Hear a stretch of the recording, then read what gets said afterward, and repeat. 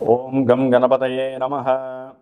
ఓం త్రయంబకం యజామహే సుగంధిం పుష్టివర్ధనం ఉర్వారుకమివ బంధనాన్ మృత్యోర్ముక్షేయమామృతాతో. మృత్యుంజయేశ్వరాయ నమః. నీలాంజనసమాభాసం రవిపుత్రం యమాగ్రజం ఛాయామార్తాండసంభూతం తం నమామి శనైశ్చరం. ఓం శం శనైశ్చరాయ నమః. జ్ఞానసిద్ధిని వీక్షిస్తున్నటువంటి ప్రేక్షక మహాశయులందరికీ కూడా శని యొక్క అనుగ్రహము, మృత్యుంజయేశ్వరుడి యొక్క అనుగ్రహముతో మీరు పడుతున్నటువంటి కష్టాలన్నీ తొలగిపోయి ఎంతో ఆనందకరమైనటువంటి జీవితము శని భగవానుడు మీరు చేసే కర్మల ద్వారా ప్రసాదించాలని ఆశిస్తూ ముఖ్యంగా ఈ వీడియోని ఎవరైతే గనక స్కిప్ చేయకుండా పూర్తిగా చూడండి. అది ఎన్ని నిమిషాలు అనేది కాదు, ఎందుకంటే కాలాన్ని శాసించేవాడు, కాలం లోపల మనల్ని అందరినీ కూడా ఇబ్బందులు పెట్టేవాడు, ఆనందపరిచేవాడు శని భగవంతుడు మాత్రమే మనకున్న నవగ్రహాలలో. కాబట్టి ఆయన కొన్ని రాశుల వారికి మేషాది మీనరాశి పర్యంతము ఆయన పరిభ్రమించేటటువంటి కాలంలో ఇప్పుడు మార్పు కలుగుతోంది. జూలై 27వ తేదీ నుండి డిసెంబర్ 11 వరకు కూడా శని భగవంతుడు మీనరాశిలో రేవతి నక్షత్రంలో ఇప్పుడు జూలై 27వ తేదీ 2వ పాదంలో ఉండి వక్రించి అదే రాశిలో ఆయన యొక్క కిరణాల ప్రభావము ముందు రాశుల మీద తక్కువగా పడేటటువంటి సమయం.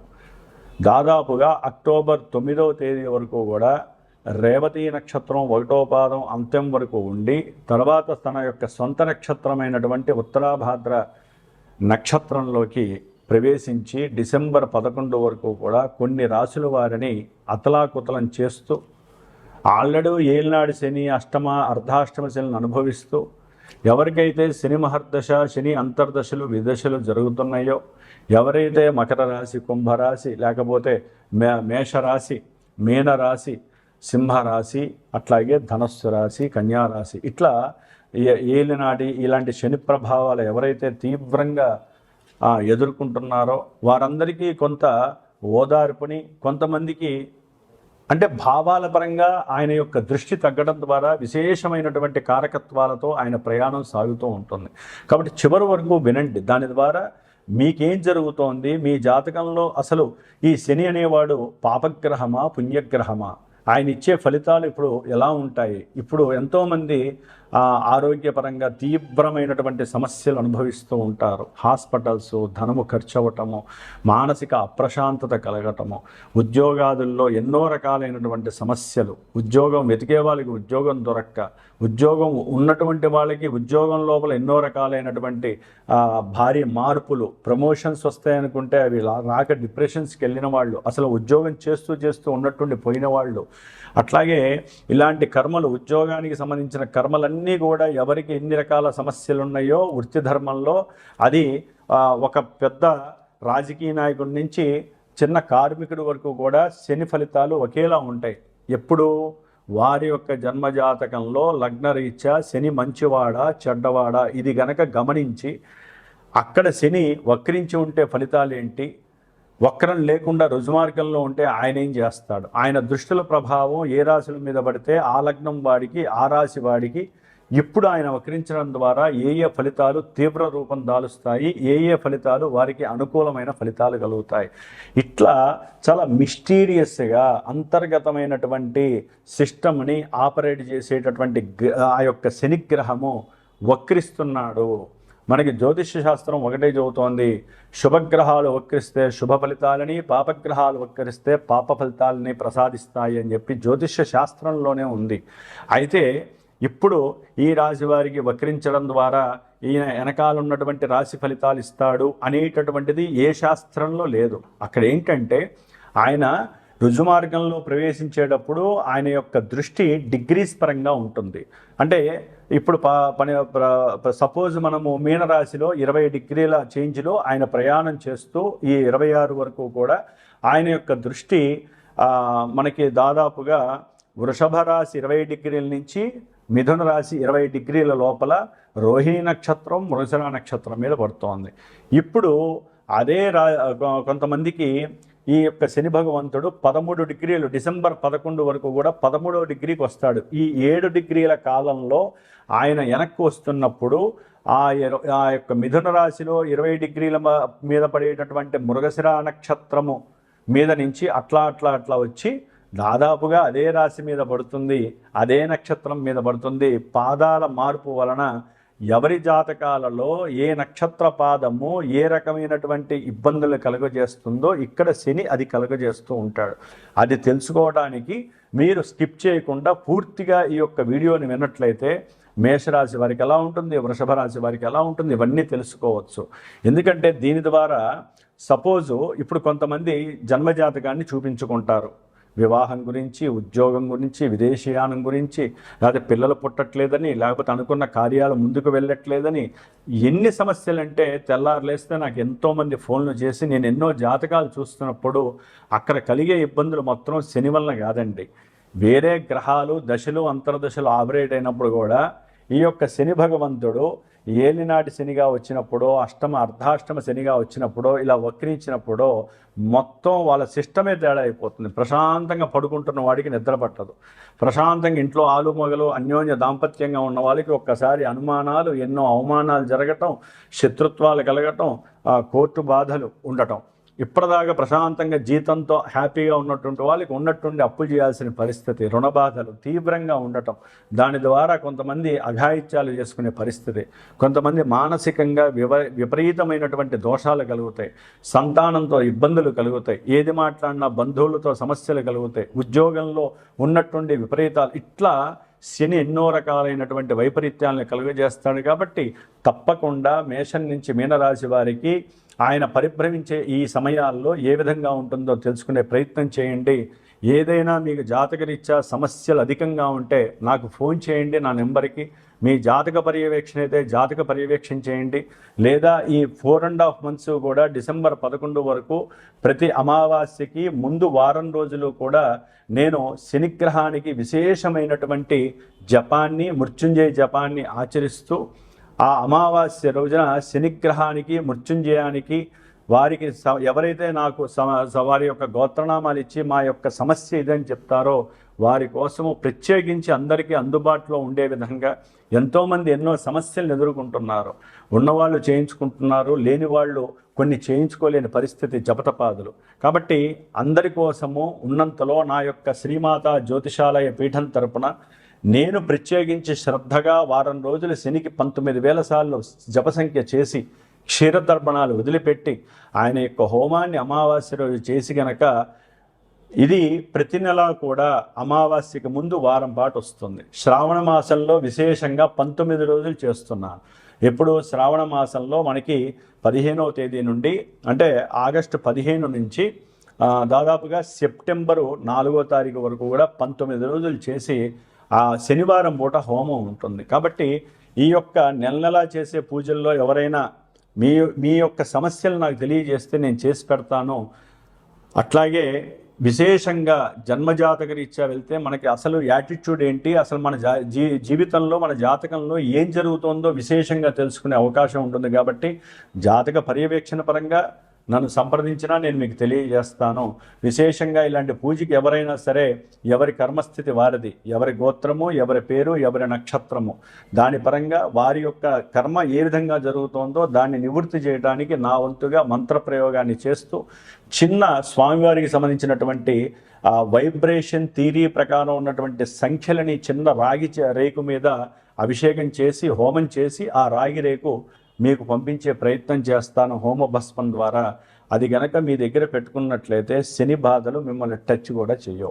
మరి ఇప్పుడు మేషం నుంచి మీనరాశి వరకు ఏ విధంగా ఏ రాశుల వారికి ఉంటాయో ఉన్నంతలో క్లుప్తంగా చెప్పుకుందాము. ప్రతి నెలా దీని గురించి చర్చించుకునే ప్రయత్నం అయితే మనం చేస్తూనే ఉందాము. ఓం శనేశ్వరాయ నమః, ఓం మృత్యుంజయేశ్వరాయ నమః. మీనరాశి, మీనరాశి వారికి శని జన్మరాశిలోనే ఉండి ఏలినాటి శనిగా మరి కొన్ని నెలలుగా ఎన్నో రకాల కార్యాలయందు అనుకున్నవి జరక్క ఇబ్బందులు పడుతూ ఇప్పుడు వక్రిస్తూ ఆ బాధల్ని ఇంకొంచెం రెట్టింపు చేసే పరిస్థితి కూడా కలుగుతుంది. ముఖ్యంగా ఈయన అక్టోబరు 9వ తేదీ వరకు రేవతి నక్షత్రంలో ఉండి విద్యార్థులకి మరియు భార్యాభర్తలకి సంబంధించి వ్యాపార సంబంధిత విషయాలలో ఎన్నో ఇబ్బందులు కలుగజేస్తూ ఉంటాడు. తల్లి యొక్క ఆరోగ్యరీత్యా, అట్లాగే వీరు ఏదైనా గృహం కట్టుకోవాలన్నా, ల్యాండ్స్ అమ్మాలన్నా, కొనాలన్నా, అట్లాగే ఏదైనా వాహనాలు కొనుక్కోవాలి, సౌఖ్యాన్ని అనుభవించాలి అనుకున్న బంధువులతో దీనికి సంబంధించినటువంటి విషయాలలో ఎన్నో ఇబ్బందులను కలుగజేస్తూ వీరికి ఉన్నటువంటి మానవికంగా వీరికి ఉన్నటువంటి కొన్ని స్వభావ లక్షణాలు కూడా మారిపోయి ఆ గొడవల్లో వీళ్ళ ఆరోగ్యాన్ని కూడా పట్టించుకోకుండా కొంతమంది దుర్వ్యసనాలు పాలవ్వటము, కొంతమంది ప్రయాణాలు ఎక్కువగా జరగటము, లేకపోతే కొట్లాటల ద్వారా హాస్పిటల్స్ పాలవటము, ఈ యొక్క ల్యాండ్ లిటిగేషన్స్తో వీళ్ళు పడే సమస్యలు అన్నింటినీ కాదు ఈ అక్టోబర్ 9 వరకు. ఎందుకంటే శని వక్రించి ఉన్నప్పుడు జన్మజాతకంలో కూడా ఈయన పాపియే వక్రించితే ఇక్కడ కూడా వక్రించి ఉన్నట్లయితే సమస్యలు చాలా చాలా అగాధాలని సమస్యల్ని సృష్టిస్తూ ఉంటాయి. ముఖ్యంగా అనుకున్న పెళ్ళిళ్ళు కాక అవన్నీ కూడా నెగిటివ్ షేడ్స్లోకి వెళ్ళిపోవటం, అయిపోతుందిలే పెళ్ళి హ్యాపీగా అనుకున్నటువంటి వాళ్ళకి పెళ్ళిళ్ళు కాకపోవటం. అది వక్రించే శని ఏం చేస్తాడంటే ఒక రకంగా నమ్మక ద్రోహాలు ఎక్కువగా యాక్టివిటీ చేస్తూ ఉంటాడు. ఎందుకంటే ఈయన 11వ స్థానాధిపతి కదా, ఫ్రెండ్స్ ద్వారా కావచ్చు, లేకపోతే ఉద్యోగంలో ఒకవేళ వీళ్ళు ఉద్యోగం చేస్తూ ఉంటే ప్రమోషన్స్ వస్తాయి అనుకున్నప్పుడు ఆ ప్రమోషన్స్ రాకుండా అడ్డుపడటము, వాళ్ళెవరో వీళ్ళకి తెలియటము, ఇవన్నీ కూడా మీకు కనిపిస్తూ ఉంటాయి. ముఖ్యంగా అనారోగ్య సమస్యలు అధికమవటం, హాస్పిటల్స్కి ఎక్కువ అవటం, అప్పులు తీసుకోవటం, ఆ ధనాన్ని ఖర్చు పెట్టుకోవటం, అసలు తగ్గుతుందా లేదా అనే భయము ఆందోళన ఎక్కువ అవటం, ఉద్యోగంలో పూర్తిగా నెగిటివ్ ఎఫెక్ట్స్ కలగడానికి అవకాశాలు ఉంటాయి. లేకపోతే ఉద్యోగంలో ప్రమోషన్స్ రాకపోయినా దూరాభారాలకు పంపించటం, మీకు అంతకుముందు పాత కక్షలు ఏమైనా ఉంటే అవన్నీ తీర్చుకోవటం, అంటే ఇక్కడ పనిచేస్తున్న వాళ్ళని దూరంగా పంపించి వృధా ప్రయాసలు ఎక్కువ చేయటం, దాని ద్వారా అనారోగ్య సమస్యలు. ఆఫ్టర్ దట్ అక్టోబర్ 9 తర్వాత ఇదే మీనరాశి వారికి ఉద్యోగరీత్యా, ఫ్రెండ్స్ వలన, లేకపోతే ప్రమోషన్స్ రీత్యా, అప్పుల రీత్యా ఎన్నో రకాలైనటువంటి సమస్యలు, మానసిక నిర్వేదం ఇవన్నీ కూడా కలగడానికి అవకాశాలు ఉన్నాయి. అందుకనే ఏదైనా సరే వ్యాపారంలో పెట్టుబడులు పెట్టాలన్నా, వివాహ విషయాల్లో కానివ్వండి, తొందరపడకుండా నిదానంగా ముందు అసలు మీ జన్మజాతకంలో మీకు దశలు అంతర్దశలు ఏ విధంగా అనుకూలిస్తున్నాయో లేదో తెలుసుకోండి. ఎప్పుడైతే మనకి బాధలు కలుగుతున్నాయో వెంటనే జన్మజాతకాన్ని టచ్ చేయడానికి ప్రయత్నం చేయండి, తప్పేం లేదు. ₹1 పోయినా మనకంటూ జన్మజాతకం గురించి తెలుసుకునే భాగ్యం కలుగుతుంది. ఎన్ని రోజులు ఆగచ్చు. ఒక వ్యాపారం పెట్టేవాడు అవకాశం ఉంది కదా అని వెంటనే పెట్టకూడదు, గురుబలం ఉంది కదా అని. ఇక్కడ శని వక్రిస్తున్నాడు మీనరాశి వారికి, అది గుర్తుపెట్టుకోండి. వెనకాల చూస్తే రాహు ఉన్నాడు కాబట్టి పూర్తిగా వీళ్ళకి కలిసిరాని కాలం అనే చెప్పుకోవాలి. కాబట్టి మీనరాశి వారికి శని యొక్క అనుగ్రహం కోసం ఇందాక నేను తెలియజేసినటువంటి ఆ పూజాధికాల్లో పాల్గొనే అవకాశం తీసుకోండి. ఆ యొక్క యంత్రము రక్షగా మీ దగ్గర ఉన్నట్లయితే కనుక చక్కగా దాని యొక్క అనుకూలతలు మీకు లభిస్తూ ఉంటాయి.